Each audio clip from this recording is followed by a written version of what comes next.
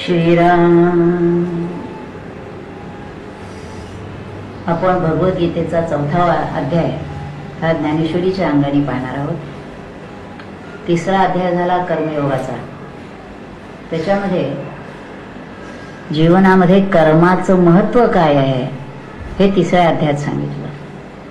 आता कर्म करायलाच पाहिजे हे लक्षात आल्यानंतर त्या कर्मयोगापासून कर्मसन्यासापर्यंत जायचं आहे. त्यामध्ये हा 4था अध्यायात त्याने ज्ञान कर्म संन्यास योग असे या 4थ्या अध्यायाचं नाव आहे. त्याच्यामध्ये कर्म करायचं हे ठरलं. ते ठरल्यानंतर ते कर्म ब्रह्मार्पण कसं करायचं हे सांगितलं. त्यानंतर ज्ञान काय, ज्ञानाचं महत्त्व काय, आणि ते ज्ञान मिळवायचं असेल तर कुणाकडून मिळवायचं, ज्ञान झाल्यानंतर काय होतं हे सगळं 4था अध्यायात सांगितलेलं आहे.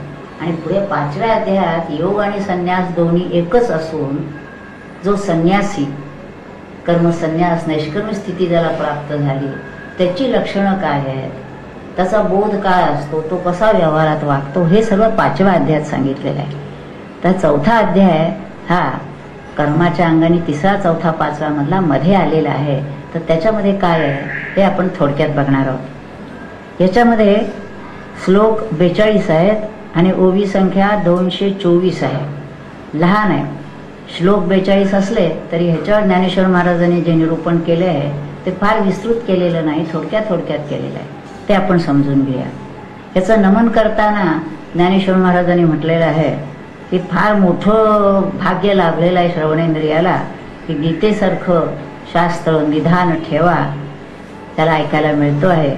म्हणून त्यांनी त्याचं मोठं वर्णन पहिल्या नमनामध्ये केलेलं आहे. आणि या अध्यायाची सुरुवात भगवान उवाचनी झालेली आहे. भगवंत या ठिकाणी म्हणतात अर्जुनाला की हा जो कर्मयोग आहे हा कर्मयोग देखील यापूर्वी मी सांगितलेला होता. या युगायुगातून जेव्हा जेव्हा अज्ञान होतं तेव्हा तेव्हा सांगितला जातो. तसा हा कर्मयोग मी पूर्वी सांगितला. कुणाला सांगितला, आता विवस्वानाला सांगितला, त्यांनी दुसऱ्याला, असं करत करत कसं आलं. आणि हा कालानी हा जो सांगितलेलं ज्ञान असतं हे ज्ञान काही काळाने नष्ट होतं.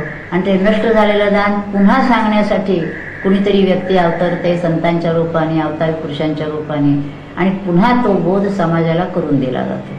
तसं आपण बघितलं तर जेव्हा हा नष्ट होतो अशा काळामध्ये पुन्हा भगवंतानी भगवद्गीतेच्या निमित्तानं अर्जुनाला निमित्त केलेलं आहे. आणि हे सगळं गीताशास्त्र अध्यात्मशास्त्र सांगितलेलं आहे. तर हे त्यांनी 2-3 श्लोकामध्ये भगवंत म्हणत आहे की तू माझा सखा आहेस, अत्यंत प्रिय आहेस, म्हणून मी तुला हे जे रहस्य आहे, ही जी गुप्त गोष्ट आहे अध्यात्मासारखी, ही मी तुला सांगतो आहे. असं म्हटल्यानंतर अर्जुनाला शंका येते. कारण अर्जुन त्याला माणसासारखा समजत होता. त्याला भगवंत असं समजायला त्याला पुढे 11 अध्याय जावे लागले. विश्वरूप दर्शन झाल्यानंतर मग अर्जुनाच्या लक्षात आलं की आपल्यासारखाच वाटतो आहे पण हा खरा नाही. आणि म्हणून हा अर्जुनाचा अज्ञानातून प्रश्न आलेला आहे की तू म्हणतोयस हे पूर्वी सांगितलं म्हणून, परंतु तू तर आत्ता सांप्रतचा आहेस, आमच्याच बरोबर आलेले आहेत, आणि त्यावेळेला तू योग सांगितला म्हणले कसं काय शक्य आहे. म्हणून शंका प्रदर्शित केल्यानंतर भगवंत त्याच्यात म्हणतायत की बहुनी मे व्यतीतानी जन्म. अरे तुझेही जन्म अनेक झालेले आहेत, माझेही जन्म अनेक झालेले आहेत. माझे जन्मांचं मला स्मरण आहे, कोणत्या जन्मात काय केलं, कोणत्या जन्मात काय केलं. पण तुला मात्र कसल्याच जन्माचं, मागच्या जन्माचंही सामान्यपणे माणसाला मागच्या जन्माचं देखील स्मरण नसतं. आपण कोण होतो, काय केलं, काय नाही, त्याचे परिणाम जेव्हा भोगावे लागतात तेव्हा आपल्या म्हणतात असतं की ज्याच्या जन्मजन्मात काय केलं कुणास ठाऊक त्याचं भोग भोगावा लागतोय. पण नेमकं काय केलं हे लक्षात येत नाही. आणि हे लक्षात येत नाही हेच बरं आहे. जर जन्मजन्माची नातेवाईक आणि जर का सगळं लक्षात आलं असतं तर घोळच झाला असता. कारण भगवंतांच्या त्या बोधावर असल्यामुळे सर्व जरी त्यांना स्मरण होतं तरी ते कशात कुठे लिप्त नसतात. तसं माणसाचं नसतं. त्यामुळे पूर्वीचं विस्मरण होणं हा एक प्रकारचं वरदानच आहे असं म्हणायला हरकत नाही. म्हणून भगवंत या ठिकाणी म्हणतात तान्यहं वेद सर्वाणि, ते सर्व पूर्वीचे जन्म मला माहिती आहेत, न त्वं वेत्ति, ते फक्त तुला माहिती नाही आहेत. म्हणून त्याच्या पुढे भगवंतानी एका श्लोकात त्यांनी सांगितलं आहे की अजोपी सन अव्यात्मा भूतानाम ईश्वरोपी सन. माझं जीवन कसं आहे म्हणताय का, मागचं मला आठवत आहे. वस्तुतः मला जन्म नाही तरी मी जन्माला आलोय, पण प्रकृतीला मी स्वाधीन करून घेऊन मी हे कार्य करत असतो. आणि सामान्य मनुष्य हा प्रकृतीच्या स्वाधीन होऊन जन्म घेत असतो.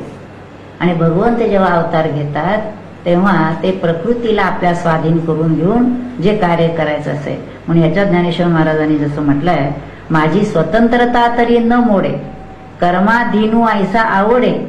म्हणजे त्याच्यात आहे असं सगळ्यांना वाटतं असतं, त्याचा अमूर्तची मी किरीटी, परी प्रकृती जे अधिष्ठी ते साकारपणे नटनटी कार्या लागे.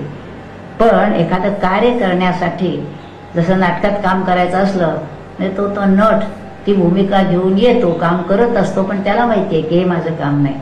तसं मी जो काही येतो जन्माला, तर त्यावेळेला मायेला स्वाधीन करून घेऊन मी त्या कार्यासाठी जन्म घेतो. कार्य संपलं की जातो. तर केव्हा जन्म घेतो हे सांगण्यासाठी जे पुढचे आहेत 7वा 8वा श्लोक आहे. यदा यदा ही धर्मस्य ग्लानिर्भवती भारत. त्याच्यात त्यांनी म्हटलंय, हे धर्मजात आगवे युगायुगी म्या रक्षावे. धर्माचं रक्षण करणं हे माझं काम आहे. पण जेव्हा लक्षात येतं की हा धर्म कुठंतरी रसातळाला चाललेला आहे, तेव्हा मग धर्माला जेव्हा ग्लानी येते तेव्हा अभ्युत्थानम अधर्मस्य, हा जो अधर्म आहे तो घालवण्यासाठी आणि धर्माचं रक्षण करण्यासाठी मी पुन्हा जन्म घेतो, जन्माला येतो. मग त्यावेळेला मी अजत्व जे आहे म्हणजे जन्म न घेणं, ही जी माझी प्रकृती आहे, सहज स्वभाव आहे, ते मी बाजूला ठेवतो. जन्म घ्यायचा नाही पण घेतो.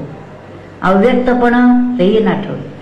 मी अव्यक्त असतो वस्तुतः, पण त्यावेळेला मी व्यक्त होऊन येतो, निर्गुण असलेला सगुण होऊन येतो. जन्म न घेणारा जन्म घेऊन येतो. कशासाठी येतात? परित्राणाय साधूना विनाशायच दुष्कृताम. कशासाठी येतात? 3 गोष्टी सांगितल्या त्यांनी. साधूंचं परित्राण करण्यासाठी, दुष्कृतीनांचा नाश करण्यासाठी आणि धर्म संस्थापना करण्यासाठी. मग पूर्वी नव्हती का? पूर्वी होती, पण ती युगायुगात जे काही सगळ्यांचं वर्तन असतं त्याप्रमाणे ते खालावत धर्म जवळजवळ नष्ट व्हायला लागतो. तेव्हा पुन्हा धर्माचं महत्व काय ते सांगण्यासाठी आणि धर्माची पुनर्संस्थापना करण्यासाठी मी जन्म घेतो. म्हणून ह्याच्यात त्यांनी जे म्हटलंय, कुणासाठी येतो? आपुल्याचेही कैवार आहे. जी आपली माझी माणसं आहेत त्यांचा कैवार घेण्यासाठी होतो. माझी जर कुणी नसतील तर येण्याचं कारण नाही. त्यामुळे भगवंतांचा अवतार व्हावा असं वाटत असेल जर कुणाला, तर आपण त्याचे व्हायला पाहिजे, भक्त व्हायला पाहिजे, तर त्याचा कैवार घेण्यासाठी ते येतील. नाहीतर जर का दुष्कृतीने जे आहे ते एकमेकात जर का मारामाऱ्या करून नाश करणार असतील, भगवंताने येण्याचं कारण नाही. मग गुंडांच्या ज्या मारामाऱ्या चालतात त्याच्यात ह्याची बाजू का त्याची बाजू घ्यायला भगवंत येत नाही. तिथं जर कोणी भक्त असतील, साधू सज्जन असतील आणि त्यांच्यावर जर काही आघात होत असेल तर भगवंतांचं अवतरण आहे. म्हणून मी साकारू होऊन अवतरे. आपल्या लोकांचा कैवार घेण्यासाठी मी आकार घेऊन अवतीर्ण होतो. आणि काय करतो? अज्ञानाचे अंधारे घेऊन घाली. अज्ञान जे आहे लोकांचं ते नष्ट करतो, ज्ञान देतो. सगळ्यांना ज्ञान देत नाही, कारण सगळ्यांना नकोही असतं ते. जो माझा कोणी भक्त आहे, ज्याला ज्ञान व्हावं असं वाटत असेल, त्यांना मी ज्ञान देतो. अधर्माची अवधी तोडी अधर्म नाहीसा करतो, सज्जनांकरवी बुडी सुखाची उभारली. मग सज्जनांच्याकडून, आणि असं बघायलाच पाहिजे की समाजामध्ये सगळेच जर दुर्जन असतील तर प्रश्नच नाही, पण जी काही आहेत सज्जन मंडळी त्यांना जर सुख प्राप्त करून द्यायचं असेल तेवढं काम मी करतो. आणि म्हणून समाजामध्ये सगळे दुर्जन कधी असत नाही, काही ना काही प्रमाणात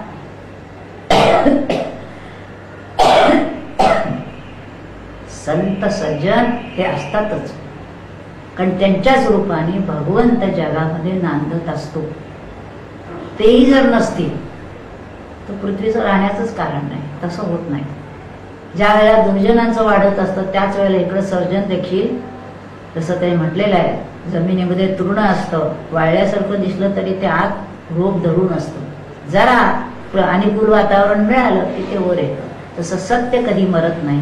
तसं सज्जन सगळे संपले असं कधी होत नाही. असतात, परिस्थितीचा अंदाज घेऊन ते आपल्या ठिकाणी असतात. जेव्हा अनुकूल वातावरण येतं तेव्हा त्यांचं जे काम आहे धर्माचं रक्षण करण्याचं, तेव्हा ते येतं. मग योगायोगात आपल्याला असंच लक्षात येतं की ज्या वेळेला इकडला अतिरेक होतो, रजतमाचा धुमाकूळ, तेव्हा एका बाजूने सज्जनांच्या बाजूने ह्या धर्माचा उदय होत असतो. मग मी काय करतो, अविवेकाची काजळी फिरतो, विवेक उजळतो आणि योग्याला निरंतर दिवाळी प्राप्त करून देतो.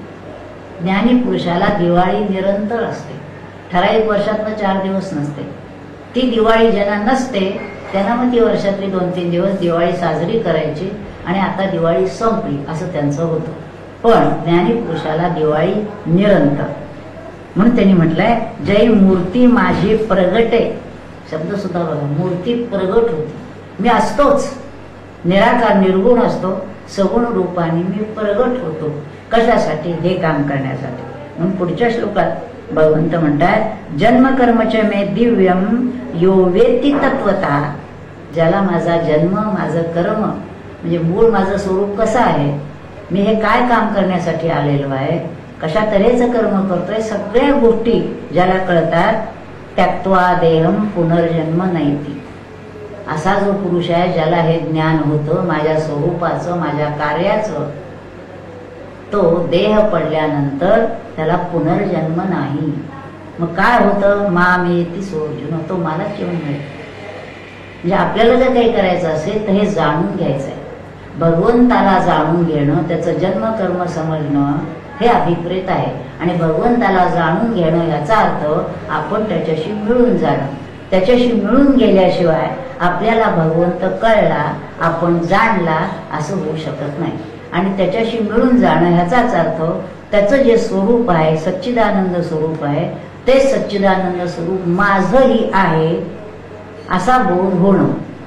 आणि सच्चिदानंद जे नाही, जे असत आहे, जड आहे, ते टाकून देऊन त्याच्यातलं जे चैतन्य आहे ते चैतन्य आणि तो विश्वातलं चैतन्य हे दोन्ही एकच आहे असं सोहमबोधाने जेव्हा लक्षात येतं तेव्हा त्याला पुनर्जन्म नाही. म्हणजे एखाद्याने जर हा ग्रंथ वाचला आणि आपल्याला कळलं काय भगवंतांचं आहे ते, तेव्हा आता मला पुनर्जन्म नाही असं शब्दाच्या पातळीवर करून होणार नाही.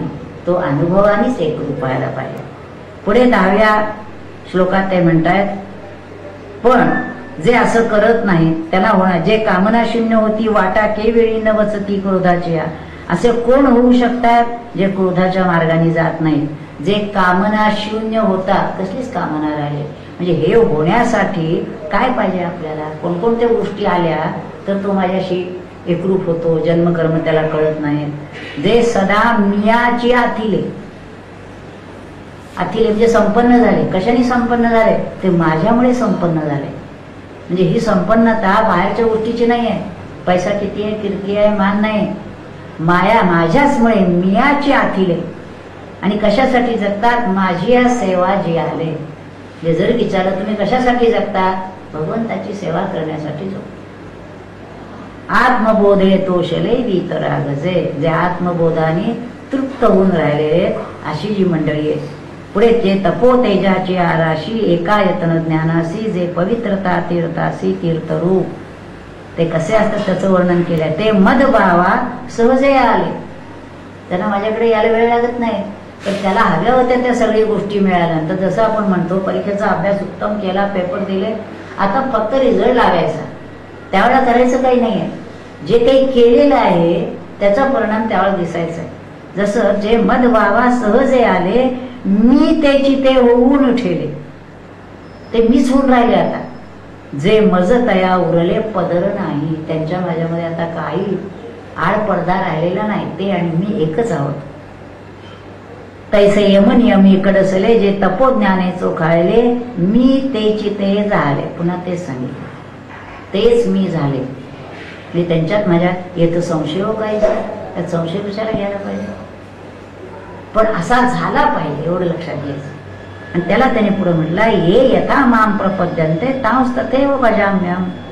मी कसा आहे त्यांच्या बाबतीत किंवा इतर लोकांच्या बाबतीत, जे मला जसं बसतात तसा मी त्यांच्याशी ठकाठक आहे. भगवंत सद्गुरू संत वेगळे, संत जे असतात तो कसाही जरी असला तरी त्यांना क्षमा आहे त्या ठिकाणी, पण भगवंत मात्र तसं नाही. ये यथा माम प्रपद्यन्ते तांस तथैव भजाम्यहम्. भगवंताच्या ठिकाणी तुम्ही कसा भाव ठेवता त्यावर भगवंतांचं तुमच्याशी जे वर्तन आहे ते अनुभव आहे. एकदा मी स्वामीजी नाही असं म्हटलं होतं, म्हणजे काय सगळे सारखेच तुम्हाला कुणी असलं तरी.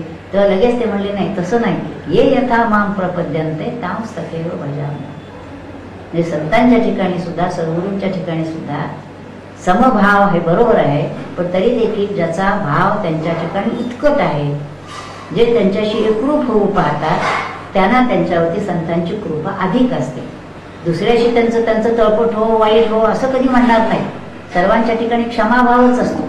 तरी देखील पुन्हा त्यातल्या त्यात ज्याची भक्ती त्यांच्यावर जास्त आहे, ज्यांची सेवा आहे, त्यांचा सांगितलेल्या गोष्टीप्रमाणे त्यांचं अनुसरण साधना चाललेली असेल तर त्यांच्यावर संतांची कृपा जास्त असते. आणि भगवंतांचा असे जो जसा येतो त्याप्रमाणे. हे मनुष्य जात सकळ स्वभावता भजनशील आहे, परी ज्ञानी विना नाशिले. ते भजन करतायत, भक्ती करतायत, पण ज्ञान नाही. भक्ती करताना देखील त्याला ज्ञानाचा पाया पाहिजे. कशी भक्ती करायची, कुणाची करायची, त्याचं स्वरूप काय, भक्ती करणं म्हणजे काय. नुसतं टाळ मुलगी घेऊन बसायचं आहे का, नुसती पूजा करायची आहे का, विभक्त नसावे तरीच भक्त म्हणावे. हे सगळं म्हणून ज्ञाने विण नाशिले, जे बुद्धिवेदासी आले त्यांना तेनेची त्या कल्पिले अनेकत्व. त्यांनी काय केलं, मी एकच असलेला सोडून अनेक आहे अशा तऱ्हेचा भाव त्याने ठेवला. महाराजची पूजा करतो तो त्याची करतो त्याची करतो अशा तऱ्हेचं आहे. म्हणून अभेदात ते भेद पाहतात. मी अनाम्या नावं ठेवते, मला नाव नाही खरं म्हणजे, पण हा आमचा विष्णू, हा आमचा शंकर, आमचा राम, काका गणपती, वास्तविक मला नाव नाही. हे सगळं करतात. हे नावं ठेवायलाही हरकत नाही, पण लक्षात असावं की सगळं मिळून एकच आहे. बोध ठेवा आणि मग जे काय काम करायचं ते करा. कामशतक कर्मणाम सिद्धी यजंत हे 12व्या अध्यायात ते म्हणतायत. मग नाना हेतू प्रकार, त्यांना तेच म्हणायचे की नाना प्रकाराने देवतांतरांची उपासना करतात, पण त्यांच्या लक्षात येता येत नाही. वाचून देते घेते आणि निभ्रांत नाही सम्यक. देणारा घेणारा, ह्या देवाची उपासना केली म्हणून मला हे मिळालं, त्याची केली म्हणून हे त्यांना वरवर दिसतं, पण खरं म्हणजे देणारा घेणारा मीच एक आहे असं त्यांनी इतकं म्हणजे सगळं तैसा समजता या भजनात मी साक्षीभूत उपयार्जुना. याच्यात आणखीन एक गोष्ट सांगितलेली आहे खरं म्हणजे, की देतो घेतो असंही खरं म्हणजे नाहीये. म्हणजे मी देतो घेतो असं नाही, त्याचं जे कर्म आहे ते कर्मच त्याला फळत असतं. म्हणजे जर एखाद्याने म्हटलं, आपण व्यवहारातलं उदाहरण घेऊ की कारल्याचं रोप राहिलं आणि भगवंताच्या कृपेनं त्याला आंब्याचं फळ आलं, असं जर कोणी म्हणायला लागलं तर हे तसं शक्य नाही. तसं त्याची जी कर्म आहे तीच त्याला फळाला येत असतात. त्यामुळे विचार जर केला तर मी साक्षीभूत, मी सगळं बघत असतो, नुसता साक्षीभूत आहे त्याला करत. आता प्रश्न कुठे आहे, मग तो जर साक्षीभूत आहे तर मग त्याला बजाच कशाला, असा एक विचार येतो लोकांचा की तो जर काहीच करत नाही. सृजी पाळी संवार येईल पुढे, अज्ञानगा 5व्या अध्यायात त्या अज्ञानगा तो सृजन पालन करतो, ही जी कल्पना आहे बरोबर नाही आहे. हे सगळं बरोबर आहे, ज्याच्या त्याच्या कर्माप्रमाणे त्याला फळ मिळत असतं. मी साक्षी असतो, जसा दिवा साक्षी आहे. तुम्ही ज्ञानेश्वरी वाचता का कादंबरी वाचता त्याचा संबंध नाही.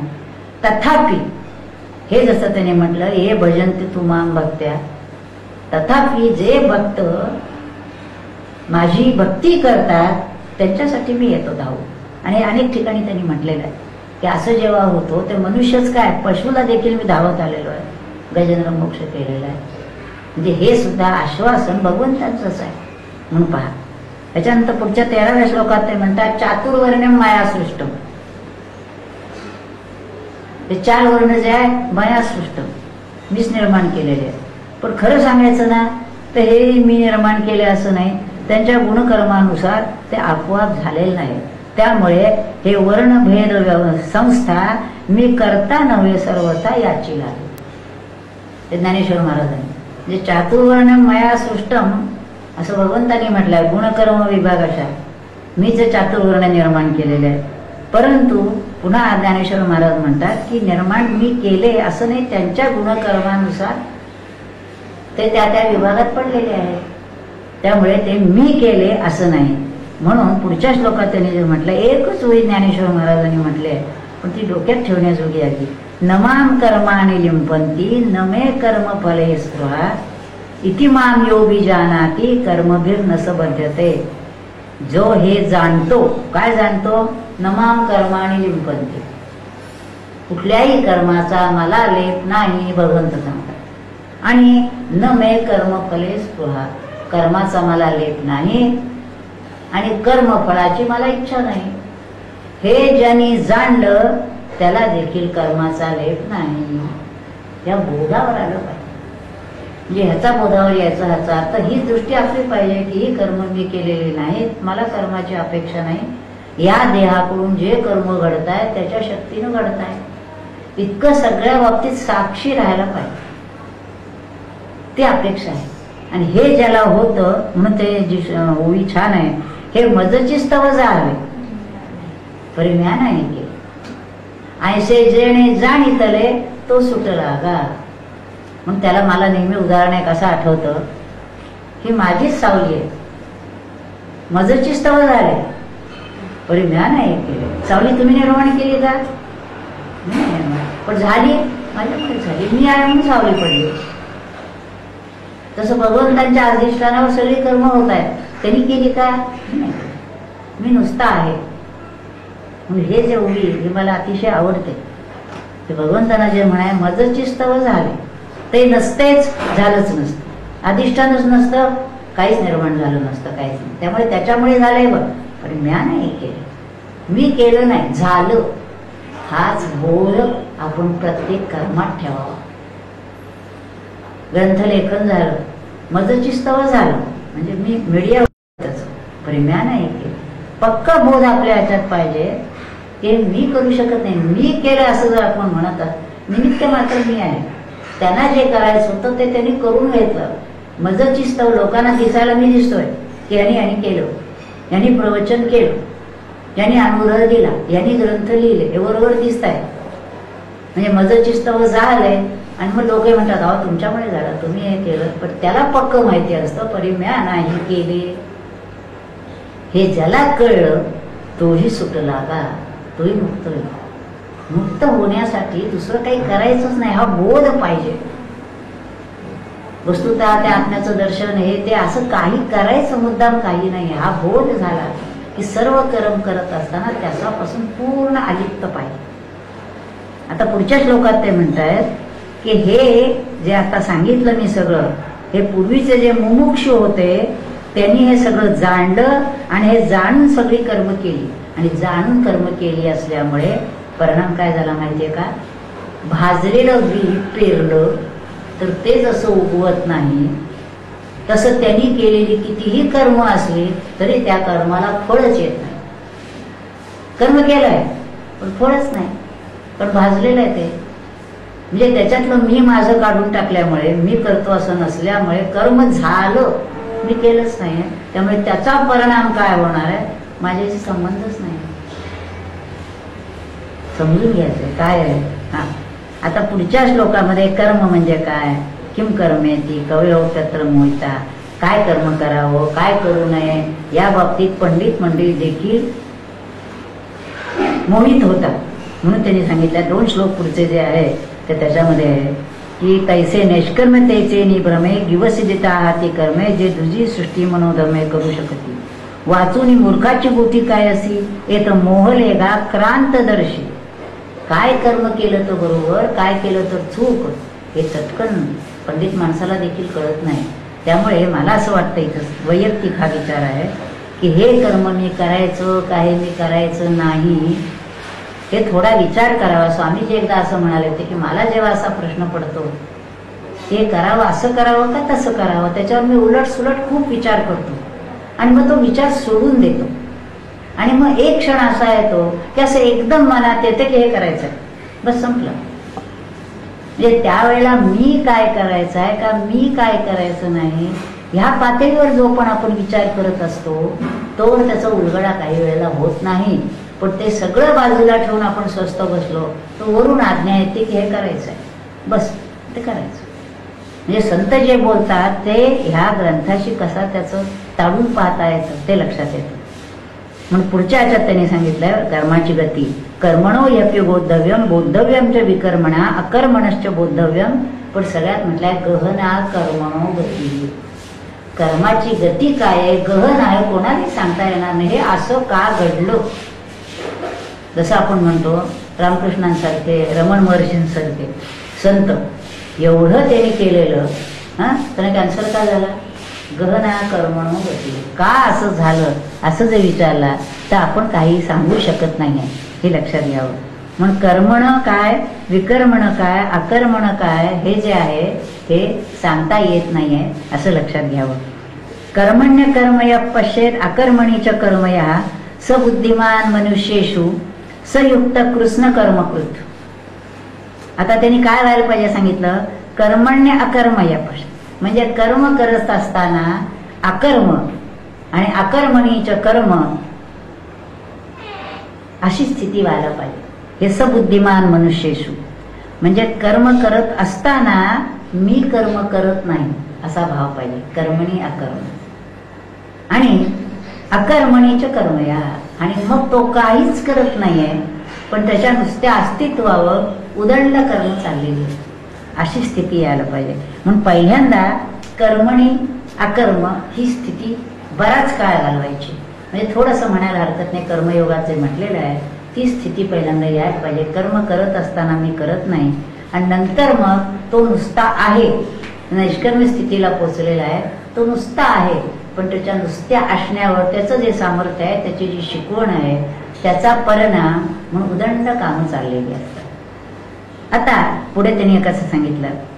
यस्य सर्वे समारंभा कामसंकल्प वर्जितः ज्ञानाग्निदग्ध कर्माणं तमाहुः पंडितम बुधाः. आता ही स्थिती कर्म, आता आपण जे बघितलं कर्मणी अकर्म, अकर्मणी कर्म, हे जे आहे ते त्याच्यात पुढे ते म्हणतायत काय होतं ते, जया पुरुषाच्या ठाई कर्माचा तरी खेदू नाही. हे कर्म काय करायचं बा, त्यांनी म्हटलेलं आहे की देहात असून देहाची खंती करीती ते का बडेगा. काय वय कटकट आहे, देह आहे ना, कर्म करायला पाहिजे, खंती वाटता कामा नये. परी फलापेक्षा काही संचर आहे ना, कर्म करतो आहे पण ह्याच्यापासून मला काय इच्छाच होत नाही, मनातच येत नाही. त्याचं कारण हा बोधच यायला पाहिजे की मी कर्म करत नाही. तो असल्याशिवाय मी स्वामींनी किंवा आपण कर्म केलं तर नाही कसं म्हणायचं. याचा अर्थ असा की जोपर्यंत तुम्हाला आपण कर्म केलं असं वाटतं आहे तोपर्यंत फळाची अपेक्षा राहते. मग किती जरी आपण प्रयत्न केला, पहिल्यांदा प्रयत्नच करायचा आहे किंवा फळाची अपेक्षा नाही, निष्काम कर्म करायचं आहे, निष्काम कर्म करायचं, असाच प्रयत्न मनावर सारखा ठसवत राहायचा आहे. आणि ठसवत राहता राहता एकदा अशी एक स्थिती आहे की त्यावेळेला लक्षात येईल की खरंच आपण काही करत नाहीये, आपोआप होत आहे ते. माध्यम हे आहे देहा मनबुद्धीचं, तथापि मी करून काही होत आहे असं नव्हे. त्याला जेव्हा करायची इच्छा असेल तेव्हा तो उभं राहून तुमच्याकडनं कर्म करून घेणार, असं येईल तेव्हा होत नाही. हे कर्म मी करीन अथवा आदरिले सिद्धी नेईन, येणे संकल्पेही जयाचे मन विटाळेना. की हे मी करायचं ठरवलंय, मी करूनच दाखवीन, असलं काही करू नका. आलंय समोर करा, नाही झालं वाईट वाटायचं कारण नाही. ज्ञानाग्नीची मुखे जेणे जाळी कर्मे अशेखे. हे कशामुळे होतं? ज्ञानाग्नीचे मुख, ज्ञान झालं पाहिजे. आणि ज्ञानाग्नी प्रदीप्त झाला म्हणजे त्याच्यामध्ये सर्व कर्म जाळली जातात. सर्व कर्म जाळली जातात ह्याचा अर्थ असा आहे की कर्म होत असतात पण कर्माचं कर्तृत्व स्वतःकडे न घेतल्यामुळे कर्म, आता उदाहरणार्थ आपण जसं म्हणतो सूर्य उगवलाय, प्रकाश पडतोय, पण कधी त्यांनी विचारलं का या कर्माचं फळ मला काय म्हणून? पाणी अनेकांची तृषा भागवत आहे, माणसाची आहे आणि व्याघ्रासारख्या हिंस्र पशुची आहे, त्यांनी कधी अपेक्षा केली का? झाडाला फुलं फळं पानं सावली सगळेजण उपभोगतायत, झाडाने कधी अपेक्षा केली का मला काय याचं म्हणून? म्हणून ही उदाहरणं नेहमी दिली जातात की अशा तऱ्हेचं व्हायचं आहे. वृक्षाचं काम आहे सगळं देणं, तसं ज्ञानी पुरुषाचं काम आहे आपल्याजवळ जे आहे ते सगळं द्यायचं आहे. म्हणून ह्या बोधावर येणं अत्यंत आवश्यक आहे असं भगवंतांचं सांगणं आहे.